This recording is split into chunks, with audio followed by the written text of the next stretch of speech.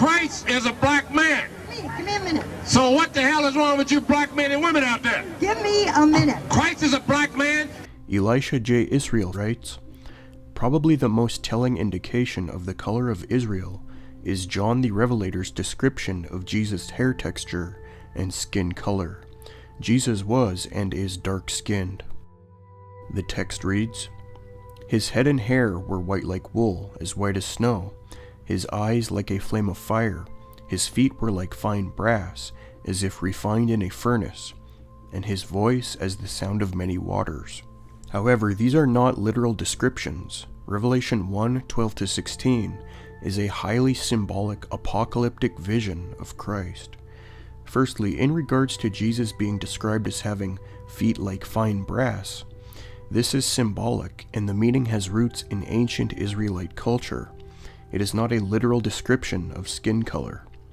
In the same verse, Christ's voice is said to be like the sound of many waters, and his eyes like fire.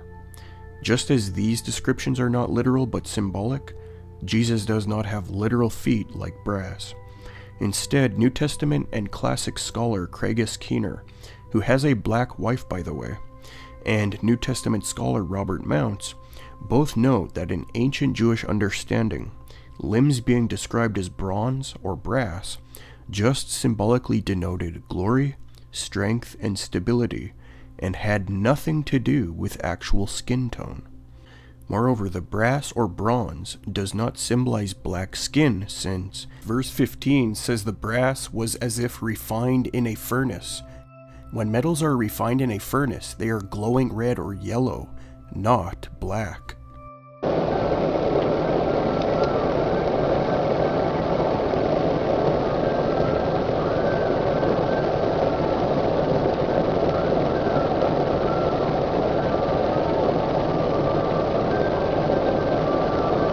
In regards to Jesus' hair being described as white like wool, those who claim this refers to Negro hair miss the point.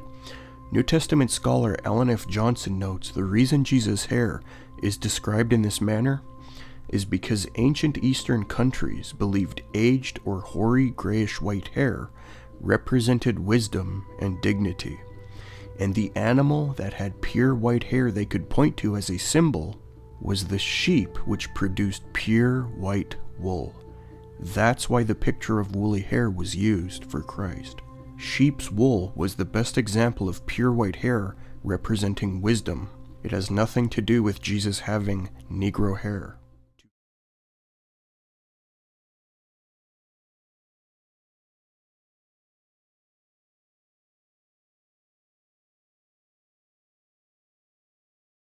To further prove Revelation 1:14-15 is symbolic and not literal, in the very next verse in Revelation 1:16, Jesus is said to have a sword coming from his mouth. The same verse also says Jesus' face is like the sun, shining in full strength. Are we to take these things literally too? If we were, this must mean that Jesus was yellow or white, since that is the color of the sun shining in full strength, not black. Now, some fake black Israelites falsely claim a 3rd or 4th century Good Shepherd painting of Jesus from the Roman catacombs looks Negroid. However, this is a fallacious argument. Scholars of early Christian art note there are over 80 of these Good Shepherd fresco paintings in the Roman catacombs, where Jesus is holding a lamb on his shoulders. For example, the Good Shepherd painting in the St. Callisto catacomb in Rome from the 3rd century depicts Jesus as an average-looking brown-skinned Middle Eastern Jew, and not a Negro. So it's disingenuous for fake black Israelites to pick 1 or 2 paintings out of 80 or so others in order to argue their case. Fake black Israelites also claim a painting from the catacombs of St. Domitilla showed Jesus and the apostles were Negroid as well. However, upon close examination, their facial features do not actually appear Negro. Plus, there's another one called the Bust of Christ ceiling fresco in the catacombs of Comodilla in Rome that depicts Jesus as light-skinned. So why the selective appeal of only a few catacomb frescoes when there are over 80, many of which clearly contradict their argument? This movement is based on lies and has no concern for truth. Anu Mbantu and Gert Muller also claim Genesis 28:11 proves Jacob was a Negro, because in that text Jacob allegedly used stones for pillows, which, according to them, would only work if Jacob had an afro to help lend further support. They claim this verse proves Jacob's hair was similar to that of the sub-Saharans, Africans. However, the text does not mention an afro, and based on the Hebrew text, many Old Testament scholars and translations affirm that Jacob used the stone not as a pillow, but instead as protection or self-defense, and placed it near his head in case he had to wake up and use it as a weapon and fight, or as a makeshift enclosure for his head for protection. The Hebrew word is mera asata, and many Old Testament scholars and translations translate it as he put it at his head place, as opposed to some who translate it as he put them for pillows. Old Testament scholar Victor P. Hamilton gives evidence for our reading. The same word occurs in verse 18, which says of mera asat, place at the head place. In addition to verse 18, see 1 Samuel 19:13, 16, 26:7, 1 Kings 19:6. The stone more likely served as protection for his head rather than as a pillow. See 1 Samuel 26:7, where Saul sleeps in a trench with his spear stuck in the ground at his head. Now, Anu Mbantu and Gert Muller also claim the Leviticus 13 leprosy laws show that the ancient Israelites had black skin. They argue, the complexions white, and somewhat dark are contrasted with the Hebrew complexion because they are bright in relation. We are thus told that the Hebrews were neither white, nor dark white, nor somewhat dark. They're claiming since leprosy was said to cause discernible white spots, dark white spots, and somewhat dark spots, that must mean the skin color of the ancient Israelite was black and not any of these colors. Otherwise, such leprosy could not be detectable. However, due to the texture of leprosy, it's quite easy to detect on the human body, even if the color of the leprosy patch is the same as the color of the human body. So this argument holds no weight. A somewhat dark Middle Eastern brown Israelite could spot leprous, somewhat dark skin disease, even though it was the same color as them. Also, when verse 28 correlates the quote-unquote bright spot with the quote-unquote somewhat dark skin disease, this does not mean the somewhat dark skin disease was brighter than the Israelites' normal skin.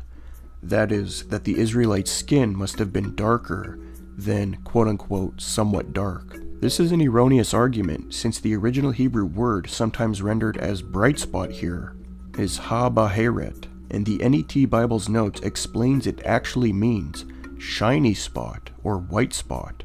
But to render this term white spot in this chapter would create redundancy, end quote. Thus, the fake black Israelite argument holds no weight. Fake black Israelites also appeal to Job 30:30, which in the King James says, "My skin is black upon me, and my bones are burnt with heat." However, the context here is Job suffering after being tested by God. When he says his skin is black upon him, the original Hebrew text refers to disease causing Job's skin to rot and fall off. The majority text says, "become dark from upon me," end quote. It is not saying he was naturally black. That's why the ESV renders it as, "my skin turns black and falls from me." This is referring to the effects of the leprous boils Job was inflicted with in Job chapter 2. As Old Testament scholar Franz Delitzsch notes, for the first time he speaks of his disfigurement by leprosy in particular. "My skin is become black from me," i.e., being become black has peeled from me, end quote. Indeed, his skin was rotting off. Job 2:7-8 talks about Job being inflicted with disease, whereby he used broken pottery to scrape off his rotting skin. That is all that is being talked about. It is not saying he was a Negro. Fake black Israelites also misuse Song of Solomon 1:5-6 and claim that it shows Solomon was a Negro. It says, "I am black, but calmly, O ye daughters of Jerusalem, as the tents of Kedar, as the curtains of Solomon. Look not upon me, because I am black, because the sun hath looked upon me. My mother's children were angry with me. They made me the keeper of the vineyards." End quote. However, here Solomon's wife is speaking, not Solomon. Moreover, it clearly says she was black because of suntan, not that she was naturally black. The reason she was so suntanned was because she had to work the vineyards for her brothers, verse 6. Thus, this is referring to suntan and not a Negro complexion. As a matter of fact, the Hebrew verb shazaf, which means to look at, points to the woman personifying the sun as looking at her too long, thereby burning her skin.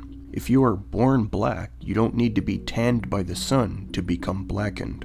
An interesting text to discuss is Lamentations 4:7-8 and 5:10. Her princes were purer than snow, whiter than milk. Their bodies were more ruddy than coral. The beauty of their form was like sapphire. Now their face is blacker than soot. They are not recognized in the streets. Their skin has shriveled on their bones. It has become as dry as wood. Our skin was black like an oven because of the terrible famine. The context here is the distress of the Jews after the fall and destruction of Jerusalem to the Babylonians in 586 BC. This happened because of the immorality of the Jews. The text in question gives a contrast to how the nobles and commoners used to be, compared to how they were after the fall. Old Testament scholar F.B. Huey notes the descriptions are dramatic hyperbole. When the people were not in sin and destruction, they were symbolically described as purer than snow and whiter than milk, verse 7. Then after their sin and destruction, they are described as having faces blacker than soot and not being recognizable in the streets, verse 8. This is clearly all symbolic exaggeration, denoting their extreme plight. Moreover, if we take it literally and affirm the people were actually turned black, why would they not be recognized in the streets, as verse 8 says? Wasn't black the color of all the Israelites naturally? The fact is, just as verse 8's description of their skin becoming as dry as wood is just a dramatic exaggeration, so is the description of their faces becoming blacker than soot, verse 8, or their skin becoming black like an oven, 5:10. The text is full of symbolism and exaggeration due to plight, and so to try to draw out literal descriptions of natural skin color is erroneous. Another text these groups abuse and misunderstand is Jeremiah 14:2, which says, "Judah mourneth, and the gates thereof languish. They are black unto the ground, and the cry of Jerusalem is gone up." The problem is the usual Hebrew word for black, i.e. shakor, isn't even used here. Instead, the word kadar is. Here this word refers to mourning in black clothing, that is the dress of a mourner, as the Brown Driver Briggs Hebrew and English lexicon puts it. This was ancient Israel's custom, where they covered themselves with black sackcloth and ashes when mourning. As Old Testament scholar Charles L. Feinberg notes concerning this verse, the nation is clothed in black to express its mourning, end quote. Thus, the blackness here has nothing to do with skin color.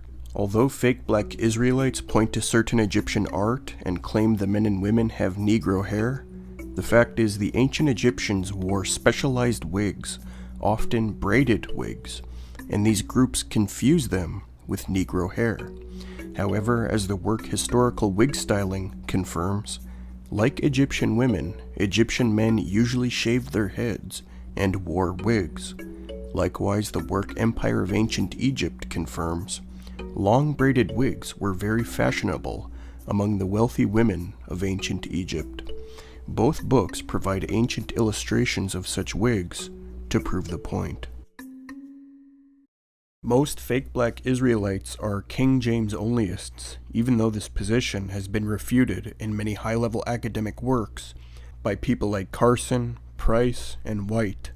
But what is truly strange is the claim of the fake black Israelites that the man who authorized this translation, King James I, was a black Hebrew Israelite.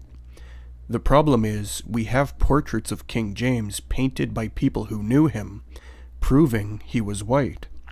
For example, we have the paintings of John de Critz, who, shortly after King James I became king in 1603, was appointed to be one of his portrait painters. When we examine Critz's eyewitness portraits, we clearly see King James was not a Negro.